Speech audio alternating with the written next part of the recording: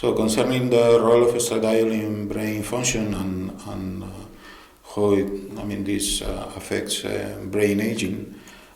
So what we know is that estradiol is a positive factor for neurons. In terms, it's protective for neurons, protective for the brain, and he has in general a positive role for brain function.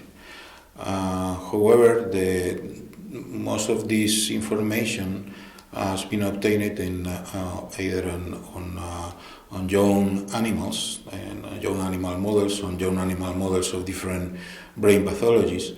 So our knowledge is more in terms of what is estradiol doing in young individuals, and in this case is clearly showing in these animal models a neuroprotective and positive effects for the brain, no? And in terms of cognition, and in terms of regulation of anxiety and antidepressive agent. So now the question is what happens when we approach aging. And the data that we have in humans, so we know that in humans plasma estradiol levels, circulating estradiol levels decrease both in men and women. In men decrease testosterone with age, and the testosterone is the precursor of estradiol, so the brain levels of estradiol probably are decreasing with aging. In women we have the decrease in estradiol after menopause, so much abrupt, but the data that we have suggests that estradiol keeps some positive effects, but maybe as far as we go years after menopause or with aging, this positive effect of estradiol is decreased. And so at this moment, based on clinical data and animal studies, what it looks like is that the time of deprivation of estradiol after menopause, the more long is this time, less efficacy as estradiol treatment for be protective. So we think that we need to explore why this neuroprotective potency of estradiol is lost with this time after menopause.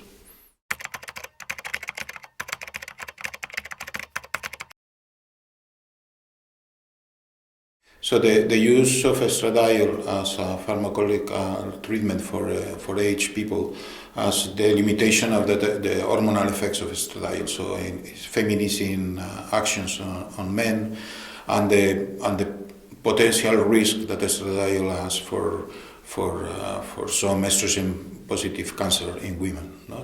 Some forms of breast cancer, for instance. So the idea is, rather than use estradiol as a treatment for age cognitive decline, for instance, will be to use other steroids, or in particular selective estrogen receptor modulators, or other steroids that imitate the positive actions of estradiol in the brain, but do not have the negative actions in the periphery.